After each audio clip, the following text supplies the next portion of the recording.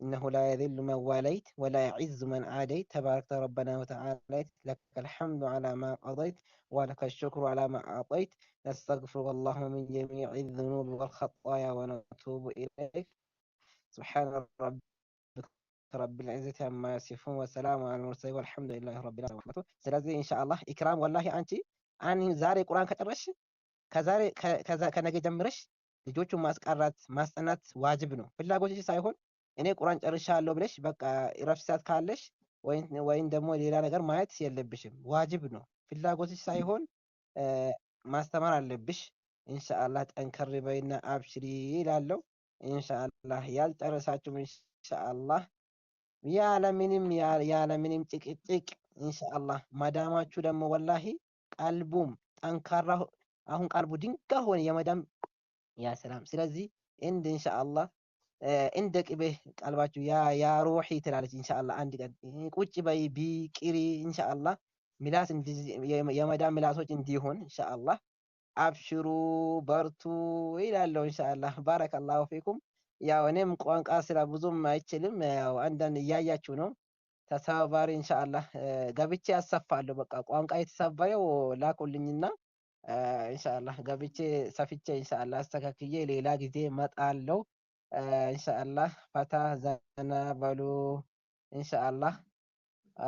መቶ ዓመት ኑሩልኝ ያለው ኢንሻአላህ። ባረከላሁ ፊኩም በሉ እንግዲህ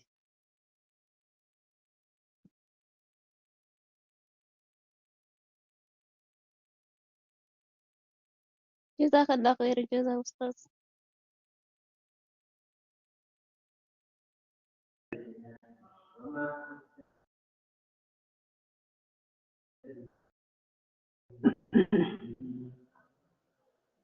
ማሻአላህ ጥሩ ነሲሃን የሰጣችሁ ኡስታዝና ኢንሻአላህ እንግዲህ ሁላችንም ደግሞ የምንጠቀምበት አላህ ያድርገን። ያው ዋናው ነገር የሰው ልጅ እውቀትን በሰማ ጊዜ ለመተግበር እና ተግባር ላይ ለማዋል መሞከሩ ነው ትልቁ ነገር። ኢንሻአላህ እንደው አላህ ሁላችንም ተጠቃሚዎች ያድርገን። ኢንሻአላህ ለድጋሚ ደግሞ እህታችንን ኢክራም ማለት ያለው ኢንሻአላህ ፕሮክ ኢንሻአላህ እዚህ ጋር አንድ ያስኩላችሁ አጠር ያለች ፕሮግራም አለች። እሷም ምንድናት? ቂመቱል ወቅቲ ፊል ኢስላም ይላል። በእስልምና ደረጃ ወቅት ጊዜ የሚባለው ነገር ያለው ደረጃና ያለው ከፍታ ምንድነው የሚለውን የምናወራ ይሆናል ማለት ነው ኢንሻአላህ። ቢስሚላሂር ረህማኒር ረሂም ወሰላቱ ወሰላም على سيد الخلق أجمعين نبينا محمد الصادق الوعد الأمين وعلى آله وصحبه أجمعين إن شاء الله. بسلمنا درجة من وقت كله معك من يعلو ብዙ ሰዎች ጊዜ ወርቅ ነው ይላሉ። ነገር ግን እኛ ምን እንላለን? الوقت هو الحياة ጊዜ ብሎ ማለት ሐያት ህይወት የሚባለው እሱ ራሱ ነው ማለት። ወቅት የሚባለው ነገር ለምን ከአንድ ሰው አንድ ደቂቃ ሄደች ማለት ከእድሜው የሆነ ያክል ጊዜ ሄደ ማለት ነው። እኛውን በሰው ልጅ አስተሳሰብ ደረጃ አንድ ሰው ሲያድግ 20 ዓመት ሲሞላው 10 ዓመት ሲሞላው ይሄ ልጅ አደገ እንላለን። ነገር ግን ሐቂቃው ምንድነው? ወደ ሞቱ እየተቃረበና እድሜው እያነሰ ነው የመጣው። እድሜው እየቀነሰ ጊዜው እየሄደ ነው የመጣው ማለት ነው። ለዚህም ሲባል ነብዩና አለይሂ ሰላቱ ወሰላም እንግዲህ ነብዩ አለይሂ ሰላቱ ወሰላም በተከበረው ሐዲሳቸው ላይ ምን ይላሉ? አምስት ነገሮችን ከአምስት ነገራቶች በፊት ፈጽም አስቀድም ይሉናል ማለት ነው። ቃለ ረሱሉላህ ሰለላሁ ዐለይሂ ወሰለም እግተኒም ኸምሰን ቀብለ ኸምሲን፣ አምስት ነገራቶችን ከአምስት ነገራቶች አስቀድም። መጀመሪያው ምንድነው? ሸባበከ ቀብለ ሐረሚክ፣ ሸባበከ ወጣትነት። እንግዲህ በወጣትነት እድሜ እንግዲህ ጠንካራ በሆነበት ጊዜ ቀብለ ሐረሚክ ከርጅነት በፊት ተጠቀምበት ይላሉ ማለት ነው።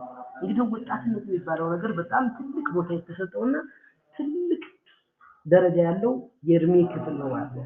እሱን ተጠቀምበት። ቀብለ ሐረሚክ ማለት ከማርጀትህ በፊት ሰው እንግዲህ በወጣትነቱ ሐቀን በዱንያ ደረጃ ብንመለከተው በወጣትነቱ ገንዘብ ካልሰበሰበ በወጣትነቱ ገንዘብ ካልሰራ ካረጀ በኋላ ከየት ያመጣዋል? ካረጀ በኋላ የት ይሰራዋል? እንዴትስ በየትኛው አቅሙ በየትኛው ጉልበቱ ይሰራዋል? እንዲሁም ደግሞ የአኺራ ነገርም ሆነ የዲናችንም ነገር በወጣትነት ልንሰራውና ልንተገብረው ግድ ይለናል ማለት ነው። ለምን ቢባል ነብዩና አለይሂ ሰላቱ ወሰላም ታሪክ እንግዲህ ሲራ የሚቀራ ሰው ካየ በእስልምና ደረጃ ብዙ ታሪኮችን የሰሩ ትላልቅ ነገራቶችን የፈጸሙ ሰዎችን ስንመለከት ወጣቶች ነበሩ። ለምሳሌ መሐመድ አልፋቲህን ብንወስድ ኢስታንቡልን አሁን የአሁኗን ኢስታንቡል ማለት ነው ኮንስታንቲኖፕል የምትባለዋን የከፈተው በ21 ዓመቱ ነበር። የ21 ዓመት ወጣት ሆኖ የሙስሊሙ ሀገር ሱልጣን ነበር።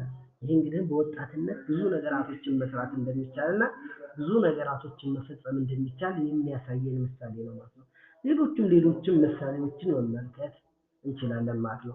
ነብዩ አለይሂ ሰላቱ ወሰላም ሁለተኛው ምን አሉ? ወሰሐተከ ቀብለ ሰቀሚክ ጤንነትህንም ከመታመምህ በፊት ከመያዝህ በፊት ተጠቀምበት አሉ ማለት ነው። እንግዲህ የሰው ልጅ ይሄ ምን አይነት እድል ቢስ ነኝ፣ ሰዎቹ መኪና አላቸው፣ ሰዎቹ ሀብት አላቸው፣ ሰዎቹ ፎቅ አላቸው፣ ሰዎቹ እንደዛ አላቸው ብሎ ያስባል። ነገር ግን ያለውን ኒዕማ ሌላው ቀርቶ አንድን ንጹህ አየር ተንፍሶ አስወጥቶ ማስገባት ብቻ ያለው ኒዕማ እድሜ ልኩን ቢያመሰግንና አላህ Subhanahu Wa Ta'ala ምስጋና ይገባህ ያ ረቢ ቢል የዚህም ብቻ ሹክር መሙላት አይችልም ነበር። የአላህ ኒዕማ ተቆጥሮ የሚዘለቅ ነገር አይደለም። ታይቶ ተቆጥሮ ታስቦ የሚዘለቅ ነገር ኒዕማ አይደለም አላህ Subhanahu Wa Ta'ala ይሰጣል። ስለዚህ ጤንነታችን ትልቅ ነገር መሆኑን ልናውቅ ይገባል። እንግዲህ ስለ አይነ ኒዕማ የሚያውቀው አይነ የሌለው ሰው ነው። አሁን አይነ እንዴት ነው ቁርአንን እንዴት ነው የምታነቡት? እንዴት ነው ኪታብ የምትቀሩት? እንዴት እያደረጋችሁ ነው የምታነቡት? በጣም ይተዓጀባል። እኔ እንደው በህይወቴ አይነ ቢኖረኝ ቁርአንን መቅራት ነው ፈልገው። እኔ አይነ ቢኖረኝ ይህንን ሐረምን ካዕባን ስዘይር እያየሁ መዘየር ነው ፈልገው ይላል። እንዲሁ ደግሞ እግር የሌለው ሰው ደግሞ ምን አለ እኔ እንደናንተ ሩጥ ብል እንደናንተ መንቀሳቀስ ብችል ይላል። እንዲሁ መስማት የማይችል ሰው ቁርአን እንዴት እንደሚቀራ ብሰማ ምን አለ ብሎ ይላል። እኛ ግን አላህ Subhanahu Wa Ta'ala ሙሉ አፊያ ሰጥቶን ሙሉ ጤና ሰጥቶን ልንጠቀምበት ግድ ይለናል ማለት ነው። ወኢን ተዑዱ ኒዕመተላሂ ላ ትሕሱሃ ይላል አላህ Subhanahu Wa Ta'ala። የአላህን ጸጋዎች ብትቆጥሯቸው አዘልቋቸውን ተቆጥረው የሚያበቁ ተቆጥረው የሚጨረሱ ነገራቶች አይደሉም ማለት ነው የአላህ Subhanahu Wa Ta'ala ኒዕማዎች ማለት ነው። ስለዚህ ፍሻ የሚባለው ነገር በጣም ወሳኝ ነገር ነው። ህመም የሚባለው ነገር ደግሞ እኔ አልታመምም የሚባል ነገር የለም። እንኳን እኛ ነብዩና አለይሂ ሰላቱ ወሰላም ታመው ነበር፣ ብዙ ጊዜ ታመው ነበር። ሐተን መጨረሻ ላይ ሲሞቱ ምንድነው ያሉት? ኢነ ሊልመውት ለሰከራ ለሞት ለካ ስካር አለው ነው ያሉት ነብዩና አለይሂ ሰላቱ ወሰላም በጣም ታመው በነበሩበት ጊዜ ማለት ነው። ስለዚህ አላህ Subhanahu Wa Ta'ala በጤንነታችን ልናመሰግነው ይገባል። ጤንነት ላይ ባለንበት ጊዜ ዲናችን ልንማር ይገባል።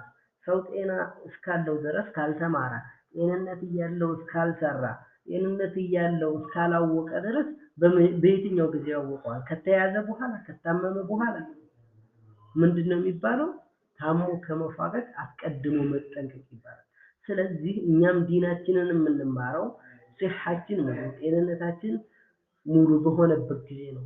ጊዜያችን ከተያዘ በኋላ ብዙ ቤተሰብ ካፈራን በኋላ ሹግል ቢዚ ባደረገን ጊዜ ሳይሆን የምንማረው ክፍት ሰዓት ባገኘንበት ጤንነታችን ሙሉ በሆነበት ወጣት በሆነበት ጊዜ ልንማርና ልንተገብረው ይገባል ማለት ነው። ነብዩ አለይሂ ሰላቱ ወሰላም ሶስተኛው ሳምናሉ ወጊናከ ቀብለ ፈቅሪክ ወጊናከ ሀብታምነትህን ደግሞ ቀብለ ፈቅሪከ ድሃ ከመሆን በፊት ተጠቀምበት ይሉናል ነብዩና አለይሂ ሰላቱ ወሰላም። እንግዲህ አንድ ሰው አላህ Subhanahu Wa Ta'ala ሀብትን ከሰጠው ከዱንያ ሀብትን ከሰጠው ሊጠቀምበትና ሊተገብርበት ይገባዋል ማለት ነው። ይህ ዱንያ ፈተና ነው ለኛ የተሰጠን ማለት ነው። ይህ ዱንያ የተሰጠን ምንድነው? ፈተና ነው። እኛን አላህ Subhanahu Wa Ta'ala ሊፈትነን ነው። እንግዲህ ያመሰግናሉ ወይስ አያመሰግኑ? ይህንን የሰጣቸው ሲሳይ አመስግነው እነሱ ከዚህ ላይ ዘካ ያወጡለታል፣ ይሰጡታል። እንግዲህ በዲኑ ላይ ያውቁታል አይውሉትም የሚለውን ሊፈትነን ነው። ነብዩ ሱለይማን እንግዲህ ያንን ዙፋን አጠገባቸው ሲመጣላቸው ምንድነው ያሉት? ቃለ هذا من فضل ربي አሉ። ይህ ከጌታዬ የሆነ ትሩፋት ነው አሉ። ሊየብሉወኒ አሽኩሩ አም አክፉር አመሰግናለሁ ወይስ እክዳለሁ የሚለውን ሊፈትነኝ ነው። ወመን ሸከረ فإنما يشكر لنفسه ያመሰገነ ለራሱ ነው የሚያመሰግነው። ለምን ቢባል አላህ Subhanahu Wa Ta'ala በተከበረው ቃሉ ምን ይላል? ወለኢን ሸከርቱም ለአዚደነኩም ካመሰገናችሁ ጨምራችኋለሁ። ሪዝቅ ካለው አንድ ሰው ዱንያን ሰጥቶት ከሆነ ዱንያ ብቻ አይደለም ሪዝቅ የሚባለው ነገር አፊያን ሰጥቶት ከሆነ አፊያን ሲያመሰግን አላህ አፊያ ይጨምርለታል። ዱንያውን ሲያመሰግን አላህ ዱንያውንም ይሰጠዋል። ሐላል ገንዘብ ከሰጠው አንድ ሰው ያንን ካመሰግን አላህ Subhanahu Wa Ta'ala በዛ ነገር ላይ በረካ ያደርግለታል።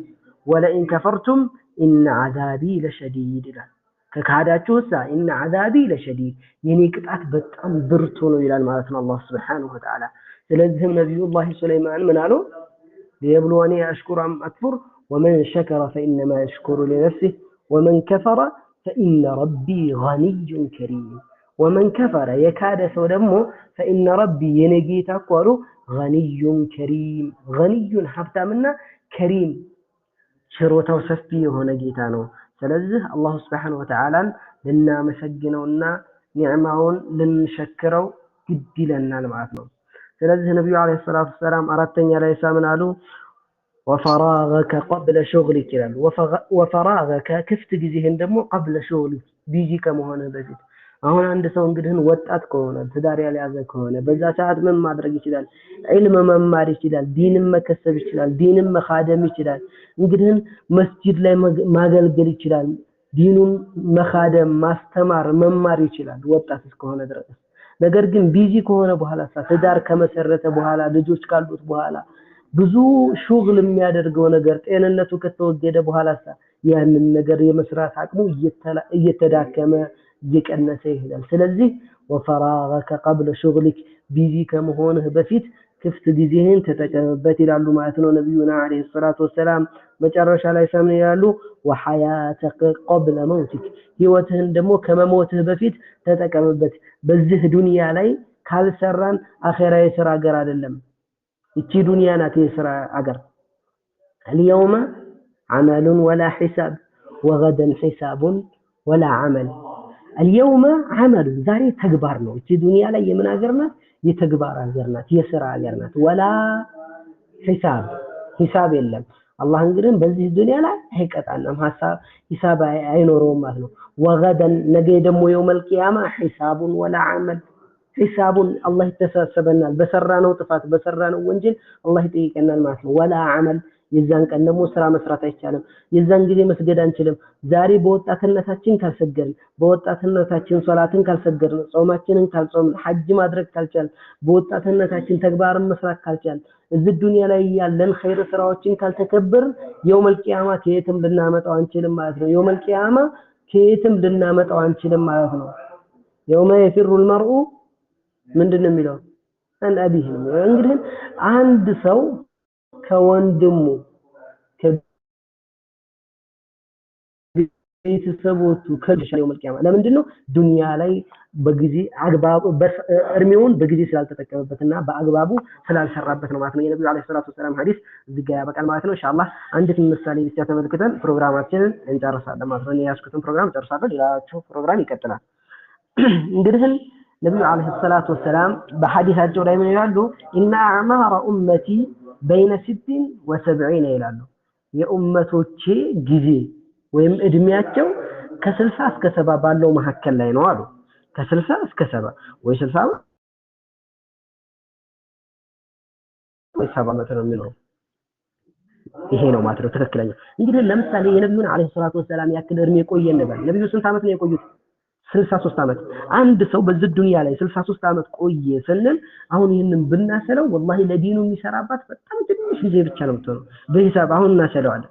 ለምሳሌ አንድ ሰው በቀን በ24 ሰዓት 3 ሰዓት ይተኛል። ባጭሩ ብዙ ሰው የሚተኛው ስንት ሰዓት ነው? 8 ሰዓት። 8 ሰዓት ደግሞ በ63 ዓመት ስናባዛው ስንት ዓመት ይሆናል? 21 ዓመት ይሆናል። ይሄ 8 ሰዓቱ ማለት ነው። በዚህ በ63 ሲባዛ ስንት ይሆናል? 21 ዓመት በምንድን ነው የሚያሳልፈው ማለት ነው? ሰው ከእድሜው ውስጥ በእንቅልፍ ያሳልፋል። እንዲሁ ደግሞ ስራ ላይ 8 ሰዓት ቆየ ብንል በቀን እንግዲህ 8 ሰዓት ቢሰራ ብንል አማካኝ ውጤት ማለት ነው። እንደዚሁ ይሄም 8 ደግሞ በ63 ስናባዛው ስንት ይሆናል? 21 ዓመት። 21 ዓመት በእንቅልፍ ያሳልፋል። 21 ዓመት በምን ያሳልፋል? በስራ ያሳልፋል። በጥቅሉ ስንት ሆነ? 42 ዓመት በስራና በእንቅልፍ ብቻ ያሳልፋል ማለት ነው። ከ63 ዓመቱ በልጅነቱ ደግሞ ስንት ዓመት አለ እንግዲህ እኔ የማይቆጠረው በእስልምና መስራት የማይጀምርበት 15 ዓመት አለ እንበል ለምሳሌ فلا يعلمن الله الذين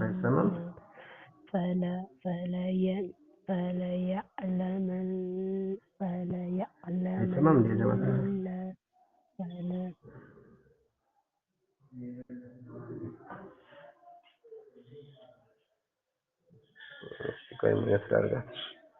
ኢንሻአላህ አፍዋን ዞሮ ለማንኛውም ሰዓቱን ትንሽ ለሄድ ያዘለ ማድረግ ሞክራለሁ ኢንሻአላህ። ስለዚህ አሁን 21 ዓመት በእንቅልፍ አሳለፈ፣ 21 ዓመት በስራ ላይ አሳለፈ። በልጅነት ጊዜው ደግሞ ሰላት ሳይወጅበት እንደዚህ በጨዋታ የሚያሳልፈው በቀልድ የሚያሳልፈው ስንት ዓመት አለው? 15 ዓመት 15 ዓመት እዛ 42 ዓመቱ ላይ ስንጨምሩት ስንት ዓመት ሆነ? 57 ዓመት 57 ዓመት እንግዲህ በምንድን ላይ ነው የሚያሳልፈው? ግማሹን በእንቅልፍ ግማሹን በስራ ግማሹን ደግሞ በልጅነት እድሜው ያሳልፈው ነው። ስለዚህ የምትቀረን ስንት ዓመት ናት? 6 ዓመት ብቻ። ለዲናችን ልንሰራ የምንችለው ከ63 ዓመት ስንት ዓመት ናት? ጥርት አድርጋ ብናወጣት ማለት ነው 6 ዓመት ነው ልትሆን የምትችለው። ከዛ ደግሞ እንደዚሁ ይሄንኑ ሲያሰሩት ማለት ነው ጸጉር ቤት ቢያንስ 1 ወር ያክል ይቆያል ይላሉ በህይወቱ ማለት ነው። ያንን እየደመሩት ስንት ወር ይቆያል? 1 ወር ይቆያል። ሐማም ላይ 6 ወር ይቆያል። ጫማ በማሰር ላይ ብቻ ስንት ወር ይቆያል? 8። እንግዲህ ይህ ሁሉ ተደማምሮ እንደው በጥቅሉ ብንለው ራሱ በህይወቱ ጥርት ያለችው ጊዜ ስንት ዓመት ናት? 6 ዓመት ብቻ ናት ከ63 ዓመት። ይችን 6 ዓመት ነው እንደው ሊላህ ብለን በእውቀትም ላይ በዲንም ላይ በኺድማም ላይ በሁሉ ነገር ላይ ልናሳድፋት የምንችለው። ስለዚህ የኛ ማወቅ ያለብን ነገር የኛ ህይወት በጣም አጭር እንደሆነችና ለዲናችን ልንሰራባት እቺ ጠፊ የሆነች ዱንያ ናት። ዛሬ በህይወት ያለ ሰው ነገ ይሞታል ይባላል። ዛሬ በዱንያ ላይ ያለ ሰው ነገ የለም ይባላል። ዛሬ ሀብታም የነበረ ሰው ነገ ድሃ ነው ይባላል። ስለዚህ በዚህ ዱንያ ላይ እስካለን ድረስ ዲናችን ልንማር ይገባል። እንግዲህ አላህ Subhanahu Wa Ta'ala እንግዲህ ለእህታችን ትልቅ ፈድል ሰጥቷት እንግዲህ የተከበረውን ቁርአን ማስተማ ይሄ እንግዲህ በጣም ትልቅ ደረጃ ነው ማለት ነው። ነብዩ አለይሂ ሰላቱ ሰላም ምንድነው ያሉት? በአንድ ሐርፍ 10 ሐሰናት ታገኛላችሁ ብለዋል። 30 ጁዝን ደግሞ መቅራት ምን ያክል ሐርፎች አሉ በዛ ውስጥ ምን ያክል አያዎች አሉ። በዛ ሁሉ ሐሰናትና አጅር ይገኛል ማለት ነው። ቁርአንን በመቅራት ዲንን በመማር ኪሳራ የለም። ቁርአንን መቅራት ራሱ ኢባዳ ነው። ይህንን መማሩ ራሱ ኢባዳ ነው። አጅር የምናገኝበት ነገር ነው ማለት ነው። አላህ Subhanahu Wa Ta'ala በተከበረው ቃሉ ላይ ምን ይላል? وهو الذي جعل الليل والنهار خلفة لمن أراد أن يذكر أو أراد شكورا ይላል። وهو الذي እንግዲህ አላህ Subhanahu Wa Ta'ala ማለት ያ ነው አለ جعل النهار ለሊትና ቀንን ያደረገ ነው። خلفة لمن أراد የሚተካኩ ያደረጋቸው ነው። لمن أراد أن يذكر ማስተዋል ለሚፈልግ ሰው የሚተካኩ ያደረጋቸው ነው አለ። አው አራደ ሽኩራ ወይም ደግሞ ማመስገን ለሚፈልግ ሰው ይላል ማለት ነው አላህ Subhanahu Wa Ta'ala። ስለዚህ የወቅት ቦታ የጊዜ በእስልምና ደረጃ ያለው ቦታ በጣም ከፍተኛ ደረጃ ነው ማለት ነው። ለጊዜ ትልቅ ቦታ ሰጥቷል ማለት ነው አላህ Subhanahu Wa Ta'ala። ሁሉም የእስልምና አርካኖችን ብንመለከት 5ቱንም ብንመለከት ከጊዜ ጋር የተያያዘ ነው። ለምሳሌ ሶላትን ብንመለከት ምንድነው ያሉት ነብዩ አለይሂ ሰላቱ ሰላም? ነብዩን ተጠየቁ ምን አሉ? አዩል አዕማሊ አሐቡ ኢለላህ አላቸው አንዱ ሰሃባ። ከስራዎች ሁሉ አላህ ዘንድ የተወደደው የቱ ነው አሉት። ከዛ ነብዩ አለይሂ ሰላቱ ሰላም ምን ብለው መለሱለት? الصلاه على وقتها الصلاه صلاه መስገድ ነው على وقتها በተገደበላት ጊዜ መስገዱ ይሄ ነው በአላህ Subhanahu Wa Ta'ala ዘንድ በጣም ትልቅና የተወደደ ተግባር ብሎ ማለት ሶላትን በራሷ ወቅት መስገድ ነው። ስለዚህ ጊዜ በእስልምና ደረጃ ትልቅ ቦታ አለው ማለት ወጣትነታችንን ልንጠቀምበት ያለንን ክፍተት አሁን እንግዲህ እናንተ ብዙዎቻችሁ አሁን ውጭ ሀገር ያላችሁ ስራ ላይ ነው ያላችሁት የሰው ቤት ነው ያላችሁት ላይመች ይችላል። ነገር ግን ያለችንን 5 ደቂቃ 10 ደቂቃ ተጠቅመን ለዲናችን መስራት ይገባናል። ስለምናችንን መካደም ይገባናል። እውቀታችንን ማዳበር ይገባናል። እድሜ ልኩን ጀህል ሰው እንዴት ይሆናል? ሰው 60 ዓመት ይኖራል፣ 30 ዓመት ይኖራል። እንዴት ሰው 30 ዓመት ጃሂል ይሆናል? እንዴት ሰው 60 ዓመት ጃሂል ይሆናል? 1 ዓመት 2 ዓመት ቢሶብር እኮ እውቀትን ማግኘት ይችላል። 1 ዓመት ቢታገል 2 ዓመት ቢታገል እውቀትን ያገኛል። ሁልጊዜ እንዴት ሰውን ይጠይቃል? ስለ ዲኑ ጉዳይ እንዴት ነው የሚሰገደው? ምንድነው የሚሰገደው? ሐተን የሰላትን አርካኖች የማያውቅ ስንት ሰው አለ? የሰላትን ህግጋቶች የማያውቅ ስንት ሰው አለ? ይሄ በጣም ትልቅ አደጋ ነው። ሰው ስለራሱ ዲን ስለራሱ እምነት ሊያውቅና ሊማር ይገባዋል ማለት ነው። ጊዜያችንን ልንጠቀምበት ይገባናል ማለት ነው። ኢንሻአላህ አላህ Subhanahu Wa Ta'ala በተከበረው ቃል ላይ ምን ይላል? ኢነ ሰላተ ካነት ዐለል ሙእሚኒነ ኪታበን መውቁታ ይላል። ሰላት እኮ እንግዲህ ተውኪድ ናት እቺ እንደምትባለው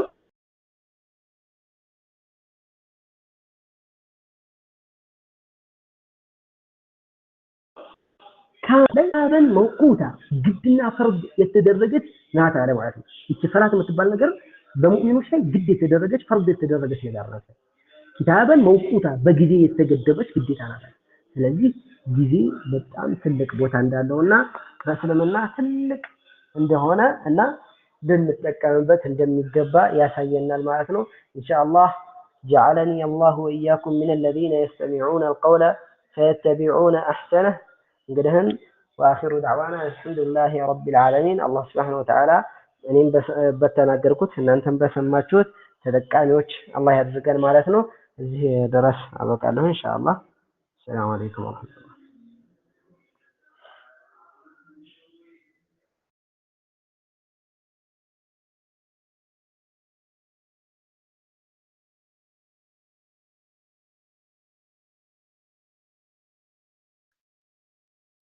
ماشي أستاذ، جزاك الله خير، شكرا، ما شاء الله تبارك الله، جزاك الله خير.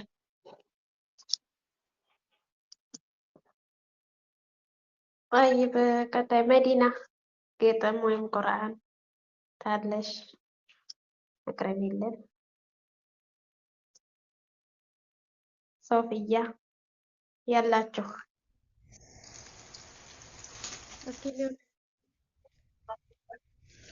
አለይኩም ሰላም ወራህመቱላሂ ወበረካቱ።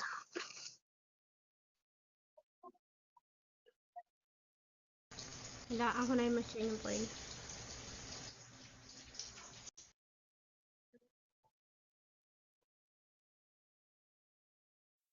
من ربهم وأولئك هم المفلحون. إن الذين كفروا سواء عليهم أأنذرتهم أم لم تنذرهم لا يؤمنون. ختم الله على قلوبهم وعلى سمعهم وعلى أبصارهم غشاوة ولهم عذاب عظيم.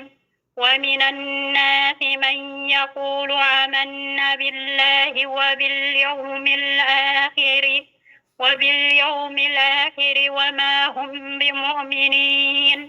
يخادعون الله والذين آمنوا وما يهدعون إلا أنفسهم وما يشعرون. في قلوبهم مرض فزادهم الله مرضا ولهم عذاب عليم بما كانوا يكذبون. جزاكم الله خير جزاء. إن شاء الله كلهم እንዲደረሱ ሰዓቱም እየመሸ ስለሆነ